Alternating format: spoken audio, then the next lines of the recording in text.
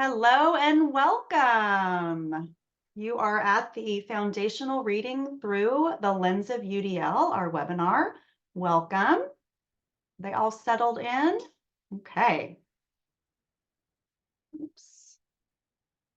Okay, so we are coming to you from Placer County. I am Heather Fujita. This is through the Cecil grant, which is the California Coalition of Inclusive Learning. And that's in partnership with the California Department of Education, the California Collaborative for Excellent Educational Excellence, and the Placer County Office of Education. And we also partner with CAST in terms of helping with content providing for inclusive practices. So these are the county offices that we partner with, and I'm going to take a moment to have my partners here also introduce themselves. As I said, I'm Heather Fujita. I'm one of the implementation specialists from the Placer County Office of Ed, and I'm also joined here by Becky. Go ahead and introduce yourself, Becky.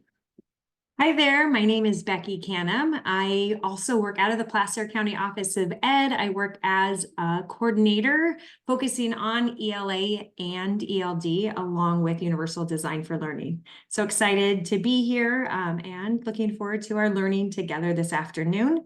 And I will pass it to my friend and colleague, Elisa. Hi, everyone. Welcome. We're so excited to have you here. My name is Elisa Torres Barton, and I have one foot at the Fresno County Superintendent of Schools and another foot at CAST, and just excited to learn with all of you as a secondary math person, Becky and Heather, this whole foundational reading thing. This is not a theoretical experience for me. I am literally taking notes. You are here as a learner, and it is my Yes. two favorite subjects. I was a reading coach and a teacher of special education for many years, and this was my passion, is how do we help students get those words off the page and feel confident as readers. So I am so happy to have you here as a learner and as one of our colleagues. Thank you so much. So as we go through this webinar, we want to make sure that you have some tools to support your learning. So you on the screen, you will notice that there is a QR code, and it will lead you to the slide deck. We also have a bit.ly up there. Once you're in the slide deck, you can also click on that or just type that into your search bar.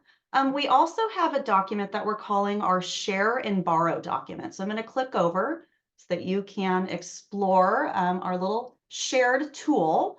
If you have a moment, this is one of your options that you can, as we go through the UDL kind of concepts, you can put in an idea that you are already doing in your classroom that you want to share with other people that are on the webinar, or something that you've seen that we've talked about that you want to borrow. So this is our share and borrow, because we know in education, we're always trying to beg, borrow, and steal all those great ideas and take them back to our classrooms. So with that, we are going to talk about options for engagement.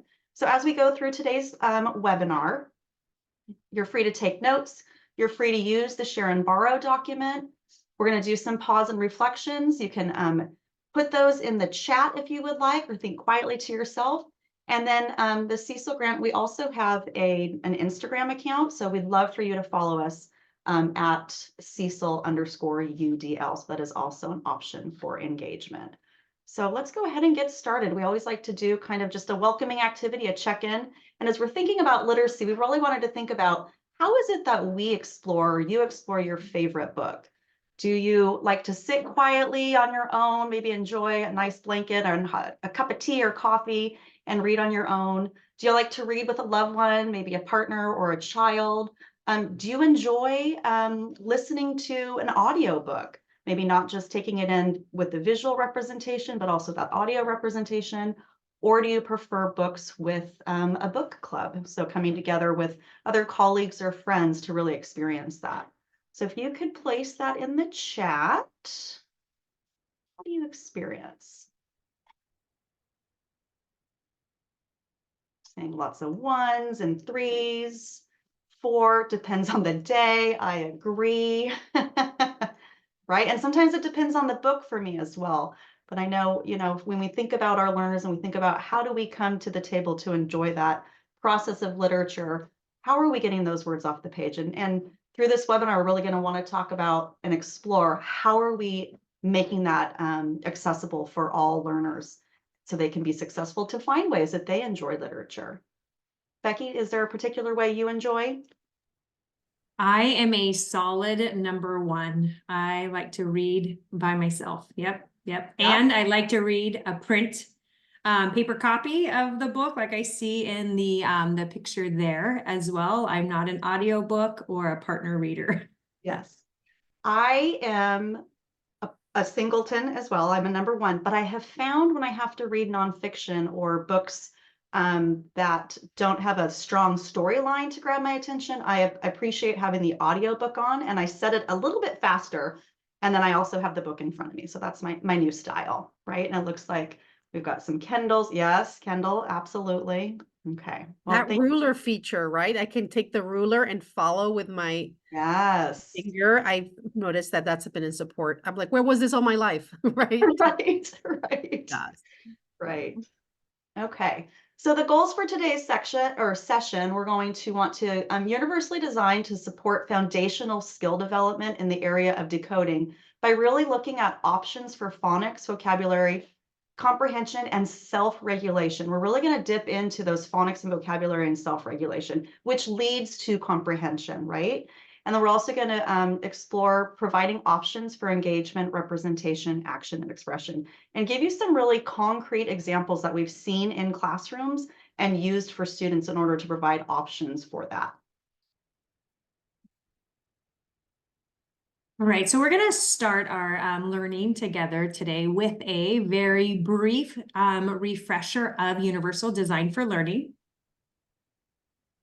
So when we think about and talk about Universal Design for Learning, we think about an educational framework and approach to teaching and learning that really increases accessibility and the inclusivity of learning experiences. So some of the foundational skills or foundational principles, of UDL are the idea that the barrier is in the design, not the learner. So thinking about barriers existing in instructional design, barriers in a learning experience, not our learners.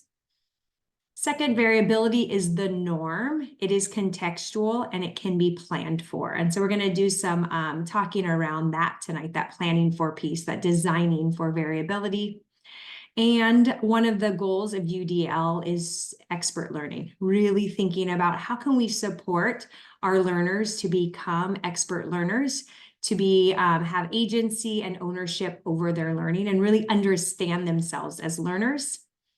So when we think about the foundational principles, we think about their connection and application in the classroom, and then we see that through the UDL design process.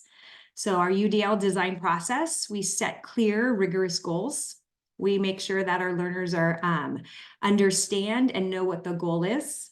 We anticipate variability, and we design options to minimize those barriers. We're proactive in our anticipation around variability to design options to minimize barriers and increase access to learning.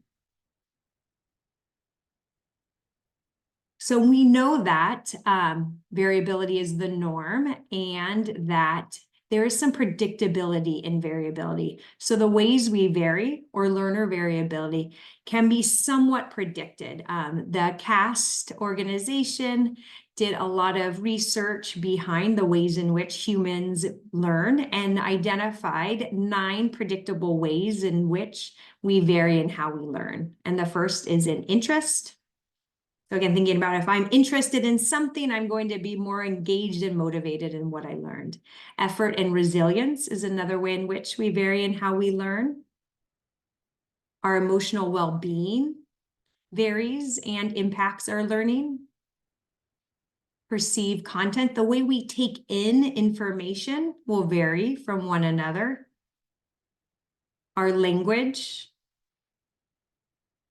background knowledge, physical navigation skills, our communication skills, and our executive function skills are all predictable ways in which we vary as learners. And we're going to talk about how we can use that understanding to design our learning experiences using the UDL guidelines. So you saw on the previous slide, or we talked through on the previous slide, the predictable ways in which we vary as learners.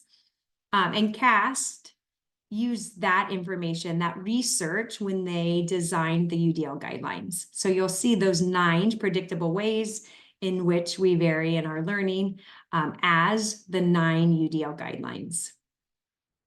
So we have recruiting interest, sustaining effort and persistence and self-regulation under the principle of engagement. The second principle of representation, we have perception, language and symbols, and comprehension as the guidelines falling under that principle. And our third principle is action and expression. And the 3 guidelines under are physical action, expression and communication, and executive functions. So when we are proactive in our design, we want to think about where might barriers exist in our instructional design. So we can look at the goals of our lesson, think about what will guide instruction, minimize barriers to learning, motivate students, and foster expert learning. So we want to make sure that our goals are barrier-free, as well as the materials. So thinking about how are we representing content to our learners, what barriers might exist in the materials. The methods, how is the content being delivered? Is the content only being shared with learners auditorily? Well, there might be a barrier if that's the case. Assessment, how is the learning being demonstrated? Where might barriers exist in how we allow learners to show their learning, to demonstrate their learning? And the fourth area of instructional design where we look for or anticipate barriers is that of the environment. So we want to think about, of course, barriers in the physical environment, but also thinking about the culture and climate of the classroom. How is the climate culture supportive of the learning? Where might there be barriers in the social environment as well as the physical environment? So we're going to start our time moving into the content around reading foundations, thinking about what barriers might exist. We're going to watch a short video. This is a phonemic awareness lesson. It's a pretty typical phonemic awareness lesson, and just want to kind of start to bring to the surface where might there be some barriers in this lesson, and start to think about what might be some possible options that we could consider to address those barriers. And again, this is not to say that this is a bad lesson, but again, just starting to think about our foundational skills instruction through the lens of universal design for learning. Okay, here we go. The sounds are rabbit, Rabbit. letter, Letters. almost. Almost. Good job. The word is in, add come. Income. The word is add tie. Anti. Add tie, untie. Be, add low. Below. Absent. That one's a hard one. Absent. Together. Absent. Josue is absent today. That's right. Exit. Exit. A, add part. A part. Add cure. Circular. Do you feel secure? Is your body still? Good job.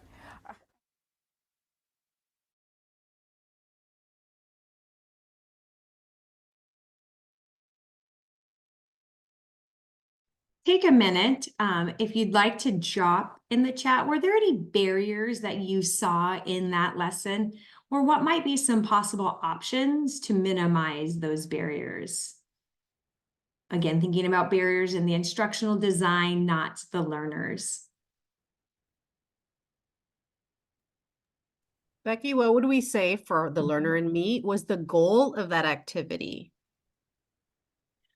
Well, the goal that was not stated at the beginning of the lesson, so we didn't hear it, but the goal was to practice blending sounds. So it was a phonological awareness lesson, a phonemic awareness lesson, taking word parts, onset rhyme, and putting them together. Yeah. Copy that. Thank you for secondary Yeah. house. Of course. Yeah. That's a great question. It's a great question. We'll address it on the next slide. Absolutely. Did you notice Mhm. the little girl in the corner? She started when there was hand movements, right? But as soon as the students weren't asked to do any hand Mhm. movements, she was not engaged in that. So maybe my suggestion, Becky, was maybe she needs a little bit more of the hand movements, or she needs like felt squares or colored squares to give her indications of where those sounds break up. Yeah, definitely. And I see a lot in the chat noticing that it was almost all verbal. It was pretty fast processing. Yeah, and Shamron, I believe, yep, wondered if all the vocabulary was understood. So thinking about, did learners know what words were being used in that lesson? How might that be a barrier? Yeah, I noticed the teacher using hand movements, but not necessarily the learner. So why not teach the learners how to use the hand movements as well to give them another representation or to increase engagement? Definitely some tools, some manipulatives, why not, to increase engagement. And like Heather said, we're going to talk through some more of these options, but we wanted to just start by kind of highlighting the idea that barriers might exist in the instructional design, and start to think through how might we include options to minimize those barriers and increase access to our foundational reading skills and our foundational reading learning experiences. Okay, so that leads us in to this is called the active view in reading. And I was so excited because I've seen other views where they say, what are the necessary skills to become a good reader? And this really brings in all of the skills and brings in that executive functioning. So I'm going to actually explore this document starting from the right and reading it to the left. So kind of giving you an idea, if our ultimate goal is reading, what is it that needs to happen in terms of instruction to have our students become proficient readers? So we'll start here with the word recognition. And that's, you saw that beginning with that phonological awareness. So that's the ability to hear and manipulate sounds and use those without the aid of visual impact, but it's really processing that ability to hear discrete sounds in order to, well, later match letters to it, but we have to have the ability to hear and be discrete about it and manipulate those. Then we move into alphabetic principles, phonetic knowledge, decoding skills, and then recognizing recognizing words at sight. And that's where our phonological awareness and our alphabetic principles and our phonics comes together, and we start reading things automatically. So that process, in conjunction with, because reading is not just about word recognition. Now we have the language comprehension piece of it as well. So we need to understand our background knowledge, the specific genre, so knowing the purpose of reading, the verbal reasoning, which kind of happens inside. It's that process of reading comprehension, looking at text structure, so understanding the semantics and the syntax of language, and then having that theory of mind, that kind of like quiet tape that we have playing in our minds as proficient readers. How do we build that for our students as well? And between that comes all those bridging processes. So understanding how print is designed, understanding what reading fluency is, not that it's reading fast, but it's reading with intonation and understanding that tone. Vocabulary knowledge, I think that I saw that called out in the chat. Morphological awareness, so not just having the awareness of sounds and the phonetic patterns that go into it, but what are their meaningful pieces, right? So we've got our suffixes. How do those come together? And then this is just a large word for the grapho-phonological semantic cognitive flexibility. It's back what I said, right? You're like, what are you talking about, Heather?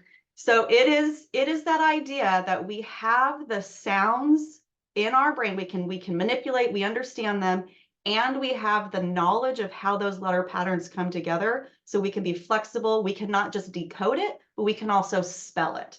I think oftentimes in our phonics lessons, we forget that end piece. How do we spell it? Not just get it off the page, but also spell it. So all of these things are happening in the brain, and we're giving instruction to it. But the part that I think has been sometimes left out is this active self-regulation in reading. How do we get our kids to be motivated, engaged, really tap into those executive functioning skills, and be strategic in when using those decoding strategies, the comprehension strategies, relying on those vocabulary, stopping and knowing they don't understand something, finding that love of reading. When I showed you guys that slide of, well, how do you enjoy reading? How do we find that in our students so that they can be motivated and use those skills in terms of decoding? So that's what we'll be talking today. We're really focusing a lot on this word recognition, because I think oftentimes in our classrooms we think, oh, we're teaching the letter A. How do we teach them A? How do we give them options for that? How do we give them options and then have them motivated and develop goals for that? So that's really the active view in reading in a nutshell. That was a lot of information, at least. So what I want to kind of take that idea of thinking about the active view of reading and then thinking about what Becky said about the foundational or the UDL principles. So this intersectionality between where these two meet. So it says, to acquire necessary word reading and language comprehension knowledge and skills, readers must learn to regulate themselves actively, coordinate the various processes and text elements necessary for successful reading, deploy strategies to ensure reading processes go smoothly, maintain motivation, and actively engage with the text. So the big question is, how do we design options to support the help of development of all of these skills for our learning, not just the mechanics of getting the words off the page, but really knowing when to deploy those strategies, maintain motivation, and engage in that text. So a lot we often see when students are struggling with reading, we talk about, well, they need intervention. So we can't intervene our way out of a tier 1 challenge. We really need to be strategic in the way that we're offering reading as a first instruction. So some of the strategies are, we must include explicit instruction in phonics. We must be intentional about our instruction for vocabulary, not just what words mean, but also breaking down the different elements of those words. We need to emphasize comprehension strategies rather than reading strategies. So we can't give them just strategies of how to get the words off the page. That's decoding, right? Reading comprehension strategies are like that, inferring, that finding the main character, the main idea. Reading strategies are like, well, I'm going to skip this word. That's not what we want. We want them to read all the words. It's reading comprehension strategies versus reading strategies. And then ways to self-regulate. Do I have one more? Okay. So like I said, in that last where we see that intersectionality, how do we leverage options in order to help our students be self-regulation? So I'm going to give you a moment. We just gave you a lot of content. So I just want to give you a moment to pause and reflect and kind of what's resonating with you so far. Place it in the chat, think quietly to yourself. You can even add in, and maybe there was some thoughts in that active view of reading if you haven't seen that before. Maybe that's something that you want to borrow and add that into our document of something to borrow. Yes, Sham, beyond the mechanics of getting the words out off the page. Thank you for that. Yes, calling out those differences between. External processor here, Heather. So what's sticking with me as a content person, right? Because we say on paper, like all of us are language teachers, all of us are literacy teachers, right? All of us.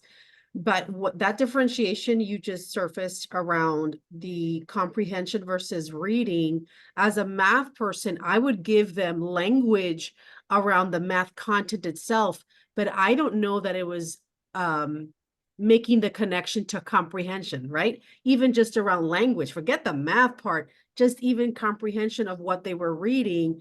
And so I can definitely see that there were some barriers in supporting language and symbols in the context of math. In other words, yes, I had a beautiful word wall with all the vocab, right? And they could sound it out, but in essence, so what? The so what part was missing. And so this is very helpful in thinking about how might we support, right, into building those bridges.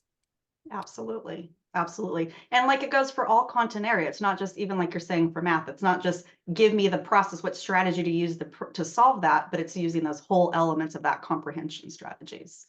So thank you for that. Yes. Okay. So with that intersection, understanding how do we how do we have students become proficient readers and give options with intentionally planning? We're going to go into using the UDL guidelines to intentionally plan. Awesome. Thank you, Heather. So we want to think about, we know that we hear foundational reading skills a lot and teaching the reading of foundations. And we know that it needs to be done in an explicit, systematic way, but we really want to highlight and offer how you can add in options to increase access, how you can universally design your reading instruction, even with foundational skills. So we're going to start by talking about the first principle of our UDL guidelines, so the principle of engagement. So thinking about how might we support our learners' engagement, what options might we design to support their engagement? And we're really going to focus in on providing options for self-regulation. So thinking about how we can support our learners to manage their emotions and behaviors to sustain and persist while they're engaging in reading experiences. So I want to think about, again, under the principle of engagement, we are focusing in on the guideline of self-regulation and thinking about how might we design options for self-regulation in reading instruction. And here are some examples to support self-regulation.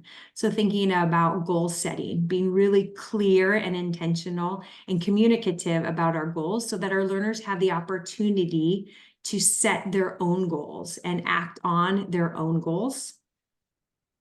Establishing predictable routines. We know that humans do better with consistency and predictability.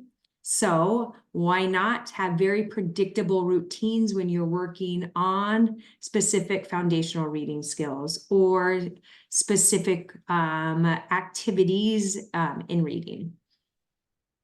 Think about how to minimize threats, how to make things seem more approachable, lower our learners' affective filters. Think about providing choice and autonomy. Can we provide choice in what our learners are reading? So some book choice. Is there choice in where learners engage in reading? So different places to sit around the classroom or throughout the classroom. Some choice and autonomy in deciding, just like our connect activity at the beginning, do I prefer to read individually? Do I prefer to practice individually? Do I want to work with a group or maybe a partner?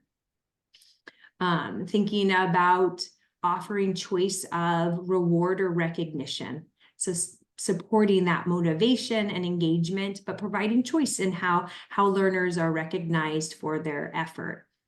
And then use of literacy centers. So different ways for learners to engage in literacy rather than the same thing all the time, having choice and some autonomy in choosing what to engage in during literacy time.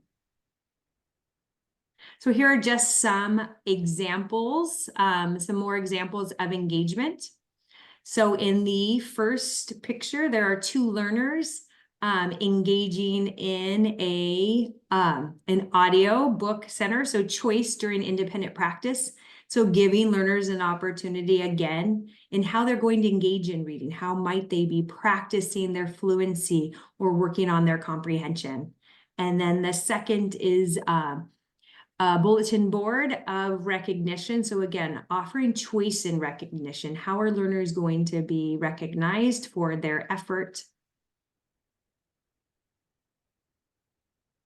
The next picture, thinking about that goal setting piece. So yes, as educators, we know it's very important to offer a goal at the beginning of each lesson so our learners know where they're going. But how can we also increase our learners to set their own goals and to make plans to meet their own goals? So in this particular example, it is a chart where each individual learner has set their own goal and posted it up as a public recognition of here's a goal I've set for myself. This is what I am working towards. And then also thinking about the second image, choice boards for literacy centers. So just, again, having options, different ways for learners to engage in literacy and providing some choices in the activities or tasks that learners engage in.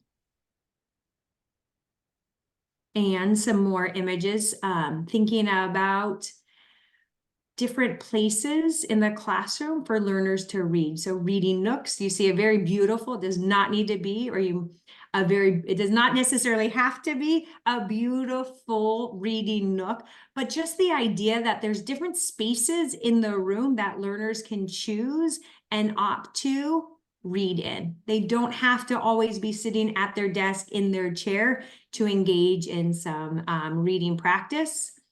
And then the second image, thinking about engaging our learners and motivating our learners by providing lots of choice of high interest books. Thinking about the encouraging or offering relevant and meaningful texts for our learners, so they have some choice in what it is that they're reading. We know how, as adults, we do better when it's a book that we've chosen to read. So again, thinking about that with our learners as much as possible. So we want to give you just kind of a brief time to kind of do a little bit of pausing and processing. So thinking about the options, the examples to support our learners' engagement and self-regulation with reading.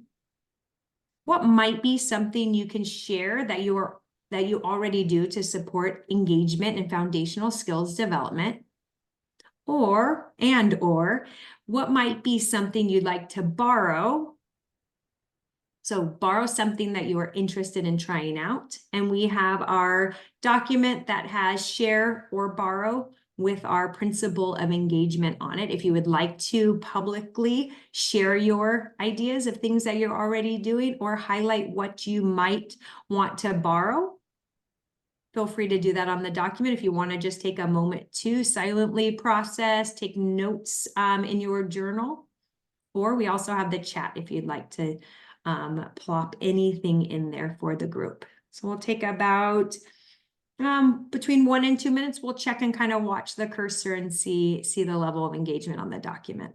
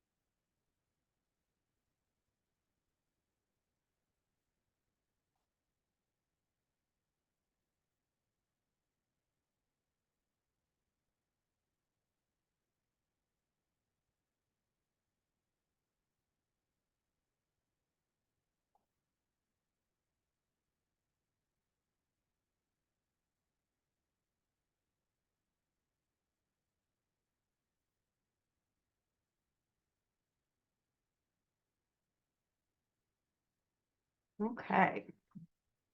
Looks like our cursors are starting to slow down. We'll have an opportunity to visit that document as we go through. Our next principle we're going to talk about is representation. So how do we have our students have access to what we are teaching? So this is kind of those teacher moves, right? So we're really going to dive into the language and symbols. So clarifying vocabulary, clarifying that syntax and structure, supporting the decoding specifically, and then promoting that understanding across languages to illustrate their understanding of that. So some of the strategies that you can employ in order to tap into the representation is providing that very clear scope and sequence of phonics for both that decoding and spelling. Really being explicit how we teach that, so it's not just haphazard, but we're really following evidence-based practices in terms of the letter sounds and the letter patterns that we learn in a developmental pattern.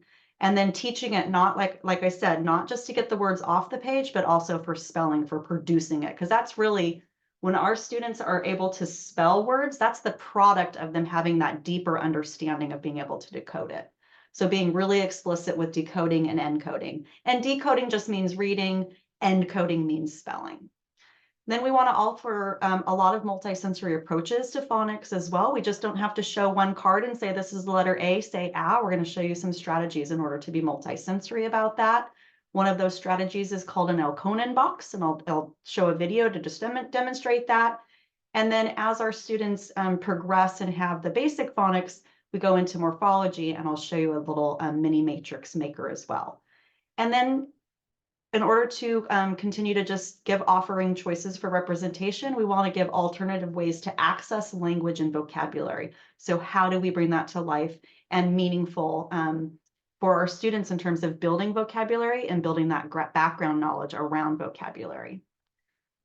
So on the screen, there is on display an example of representation. This is called a posted sound wall. So this is, rather than having just letters up as a sound wall or as an access tool for students, this really breaks it down, where now we are showing the letter sounds that we are teaching. We're giving a mouth. How does the mouth move when we say that letter, and what words could be associated with that? This is done in a vowel. They call this the vowel valley. So the positions of where your mouth is. So you can see E, it's nice and tight up here. Down to O is ah, and then we go up to oo. So it's really scaffolding that for our students of what those mouth movements look like. I've seen this used not only for teaching where the mouth is, but when kids go to spell, I've seen them stop and go, okay, like teach them how to use it on the wall because they know what their mouth does. And they also have consonants, pictures of the consonants as well. So it's not just vowels, it's also consonants. So that's one strategy, making it sure that we're adding in our mouth as well.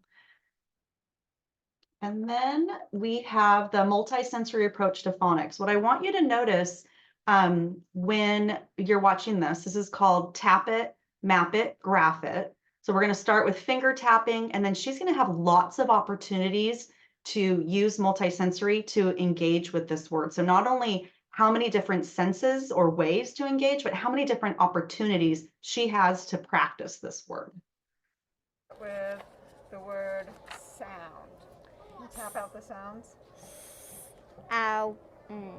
Duh. And how many sounds in the word sound? 4. 4. Can we try to also tap it out in the popper? Ow. Duh. Yep. Ow. Duh. Perfect. All right. How many sounds are the word sound? 4. 4. All right. You want to get your buttons? 1, 2, 3, 4. And say the sounds as you place the buttons in their space. Ow. Duh. Perfect. And what letter goes with the S. All right. Can you write down the S for me? Then ow. And do you remember what 2 letters make the ow sound? AW. AW, and then there's also another hunk and chunk that makes the ow sound. OW. O. U. OU, good. So can you put your OU in there for me? Ow. Duh. Sound. Perfect. So we have, let's say this again. Ow. Duh. And what word does that make? Sound. Perfect. Can you erase the word for Okay, so just in that example, think about how many times she had the opportunity to say the word, finger tap it, pop it on her little popper, say it again, use the little beads, write it. And did you notice when she looked over, because she had AW at first when she wrote sound, she looked over at the sound wall in order to correct herself with doing an OU, because she knew there was 2 ways of making that. So I love that strategy of the Elkonin, that's what those boxes were called. that she's pushing them in, that's the Alconen boxes, and they represent a sound for each phoneme that is in those words. So powerful, powerful strategy. And you can see, we can start, as you notice on this slide, these Alconen boxes are simple words, but as we progress in the students' phonics strategies, you can see that we can move this up to higher levels. If this is a way of engaging for our students, or an option that we can teach them, how do we do this with even higher level phonics, right? So high, through, really breaking these words up, that we're doing more advanced phonics skills for that. Which then we even take it even higher, continuing to use the boxes. On this page, there is a mini matrix, and it's broken up. If our root word is mode, well, how many different ways can we play with that mode, meaning measure or manner? So we could do by mode. We've got some prefixes and suffixes that you can add to the word. So as we're exploring the deeper meaning, we can really bring in some ways of just continuing to deeper our knowledge of that vocabulary and how they all relate. So being really explicit for our students. I believe on the first slide, we had a link to the mini matrix maker that you can type in all the different ways that you want your students to explore the root word and play with this in terms of building other words. Okay, so we are going to take a moment. So we've given you some examples of representation and some options. So I just want you to take for a moment, share something that you already do to support representation of foundational skills, and maybe something that you're going to borrow, something that you're interested in trying. And we'll kind of keep an eye on the document. We'll give you a moment to think as we explore this document.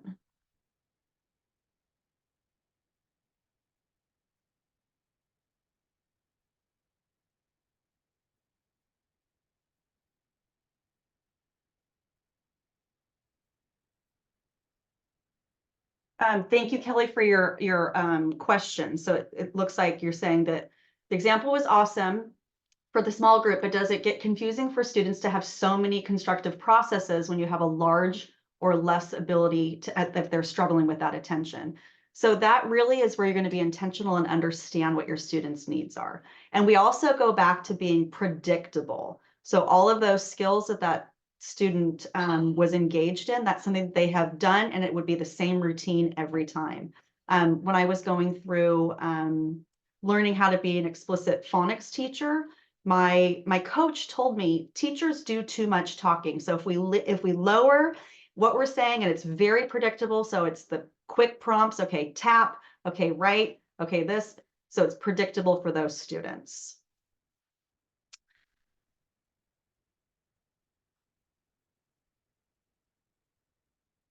Okay.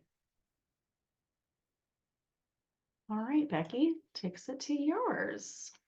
All right, thank you, Heather.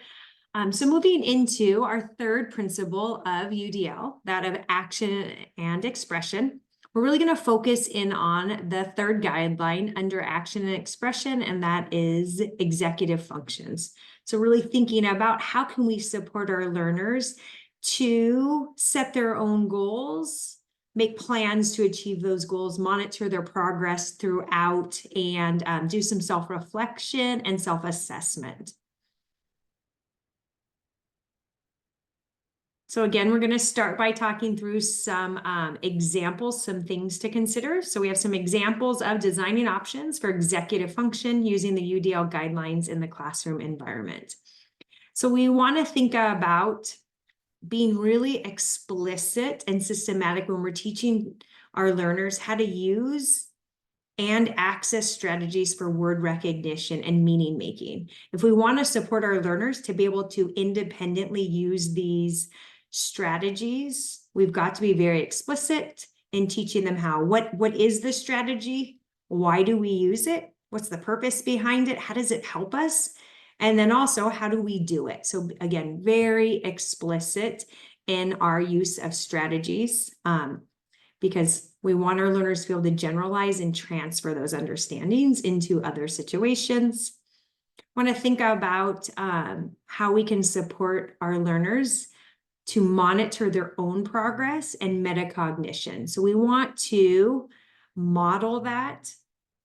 Think alouds for the metacognitive piece. We also want to show learners how we monitor our own progress, and we want to support them and provide opportunities for them to monitor their own progress. Give them models of what it is they're going for. Chunk our lessons so we have time to stop and check in with, for learners to check in with themselves, or maybe a peer to do some progress monitoring. Want to provide opportunities for self-reflection. That goes along with what I was just saying, to that idea of we want to model it for our learners. They need to understand, what might it sound like to do some self-reflection? When might I need to self-reflect? What's the purpose and benefit of self-reflection? And really provide those opportunities so that it does become more of a natural, inherent process for our learners. Want to establish clear expectations for independent practice. We want learners to really understand and have set expectations for how to engage in, whether it's our literacy centers or independent reading time, all of those things. And then think about access to tools to support syllabication strategies. So thinking about how can we support learners with the tools that they need to independently, in this example, independently understand multisyllabic strategies, or to independently break down words. So we'll go through a few more examples that connect with those considerations from the previous screen. So one example is a morphology wall. Again, if we're thinking about our learners being independent, we want to give them the tools to support them in meaning making and being able to determine the meaning of a word or to decode a word. So morphology wall would help learners to independently apply some strategies to determine the meaning of an unknown word. Also can help them with using morphology for decoding words as well. But again, putting that into explicitly teaching it, and then putting it somewhere that learners can use this when they're independently reading or engaging in some literacy work. Vocabulary wall with visuals. So providing some different representation of vocabulary words, again, to help learners internalize vocabulary and not necessarily rely on a printed definition.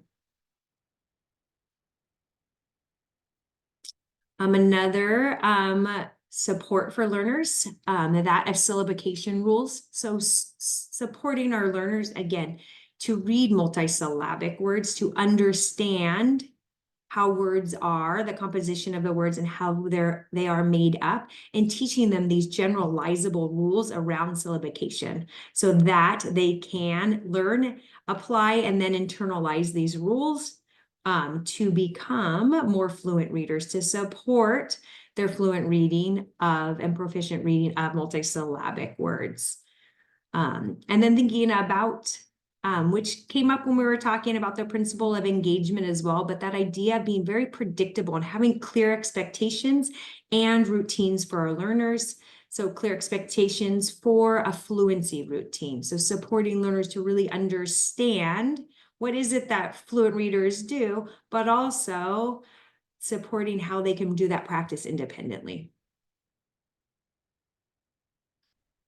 And when we think about executive functions, we really think about learners, again, setting their own goals, making their own plans, monitoring their progress. And we have to provide our learners with tools for that. So some options for student goal setting and progress monitoring, helping them set an appropriate goal, giving them some ways to monitor their progress, to come in and reflect on their progress. And then charting, having learners set their goals publicly as well is a good way for supporting that goal setting process that, again, we want to become a natural part of of our learners' reading experience, but in the beginning, we need to be very explicit and call it out and supportive of goal setting and progress monitoring. And then also thinking about going along with goal setting and progress monitoring, that self-assessment piece, really providing opportunities for learners to be self-reflective and also to self-assess and think about where they are right now, what might they need to do to push themselves to the next level. And we can do that by being clear about the success criteria for learners, really giving them those models and tools, and then providing things like rubrics to help them monitor their own progress. So one more time, we're going to give you a couple of moments to share and borrow some strategies around the principle of action and expression. So share something that you're already doing to support action and expression, or borrow something that you are interested in trying out. Again, we have our document or the chat open. So again, we'll give you a moment or two to share and borrow.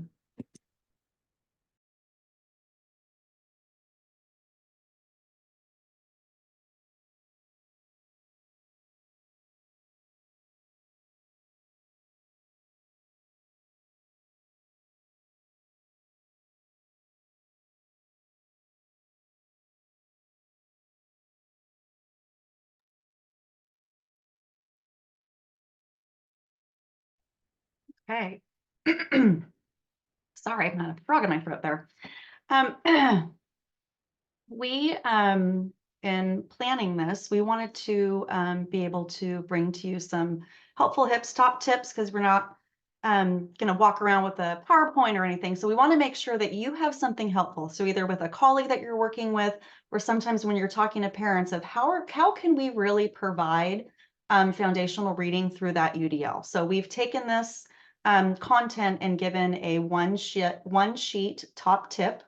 So really just pointing out those things that we've been talking about today. So providing that explicit instruction in phonics, being real intentional about it, emphasizing the comprehension strategy versus reading strategies, and then building supports for that self-regulation. So we've given you examples and suggestions for each of those.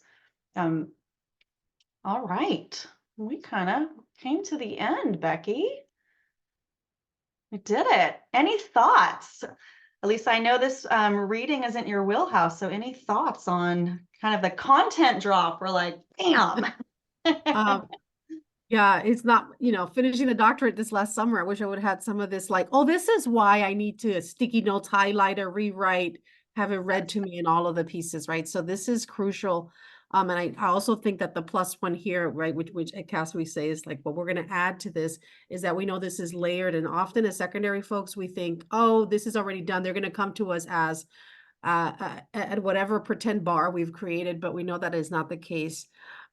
Commercial wise for our audience, we have lots of other resources on the CESO website. We'll drop it in here in the chat. If you're curious, you can examine the website. And our whole theme this time for CESO 2.0, we lovingly call 2.0, is through the lens of UDL. And so we have supports around the physical environment through the lens of UDL. We have supporting multilingual learners through the lens of UDL. And so what I've found is that sometimes while I'm thinking about the environment, now with this lens of literacy and foundational reading, right, you're adding a +1 to what I've already considered when it comes to the environment. And the same thing for, I think about SEL. Oh my goodness, yes. What did we learn? What did we glean from the SEL webinar? Pardon the air conditioning that just went on. Anyway, In here, Zoom you're good. Live. Hashtag Zoom Live. But just that idea of like, what did I learn about SEL that could be brought into this context of reading, regardless if it's foundational or not, because I have a feeling that our learners need us to be well-versed in all of these categories and build some coherence around it for sure. Absolutely. And I just noticed Kelly's comment in the chat here, which she's actually thinking what you and I were talking about, Becky, as we were planning this. It's like, how do we leverage this executive functioning, not only for our students, but for teachers as well? I think I often think that executive functioning is one of those really missed opportunities that were not explicit enough for our students. So not just in organization, but also in like in this process of learning to read, and how do we apply those tools and how do we keep ourselves organized on that. So that is absolutely a topic we are going to dive further through either this year or next year in terms of these webinars. So thank you, Kelly, for that feedback. Okay, speaking of feedback, thank you. Is that what you just, oh no. Okay, so speaking of feedback, we have a 5-question survey to just get your input on today's training, how it applies to the classroom and tools. And then we have a section in there for you to give suggestions. So just as Kelly did in the chat, looking at executive functionings, if there are other topics that you would like us to dive into through that lens of UDL, please let us know and we will work on that for you. So topics that are coming up this year. Next month we have co-teaching, and then in April we will be doing early childhood. So great topics coming up. Love the idea that we're looking at things through the lens of UDL. So I think that's really exciting. Very few opportunities. Yes, I agree, Kelly. I agree. Very few opportunities that are designed for the neurodivergent teachers. I agree. I think that that could be something that we could really think about. All right. So as we were saying that we do have our universal website in order to get access to the other webinars. We've got some top tips, even beyond the topics that we just talked about. It goes back to several years worth of content. So looking at developing goals, looking at really how do we leverage our students and support them in being expert learners. So lots and lots of tools in there. Our Got a Minute series is awesome. If you have 10 minutes, 15 minutes, 30 minutes, if you want to just come together and have a learning opportunity either by yourself or leverage it with other colleagues that you're working with, it's a really good learning series to just kind of keep diving into these, getting UDL alive in our classrooms and in our learning environments. We are a state grant, as I said that. So if you're interested in learning more information, this is Shamron Coyle. She is our director. Her phone number and address, her email address is on there. So if you want to reach out and learn more about how you can leverage some of the resources and supports that come out of the Cecil grant, we would love to hear from you. So I want to thank you for spending your evening, your Monday evening. So coming off of a weekend, some of you, I know we had some schools that were on ski skate week last week. So if you are here and you had a week off, I am so privileged to have you here. And as I said, coming together to talk about one of my most favorite topics, the intersectionality of reading and UDL. So thank you so much. Thank you, Becky. Thank you, Heather. Lovely work. March 25th, I want to say, is the next webinar for co-teaching. Just a little commercial. Look out for the flyers. Yes. Flyers. You know what I mean by flyers. Yes. That are coming up. But thank you so much, everyone. Yeah. Thank you, everyone. Bye, guys. Take care.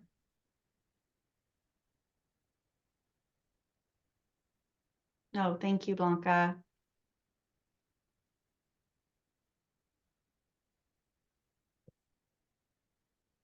When they do put the link Daniela, back are up, we do they still get to see the recording? chat?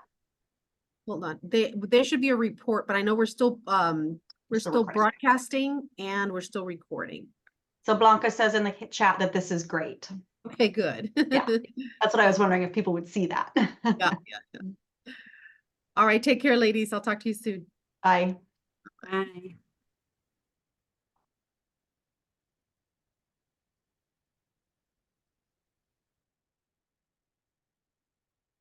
Oh yes, all of our webinars are at that Cecil website. They are all posted and available in perpetuity. So they've been there since I think like 2 years. Yeah. Okay. Thank you, Kelly.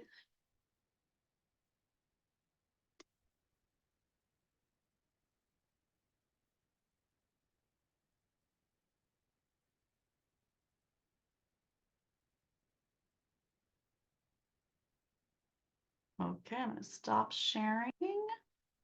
Thank you.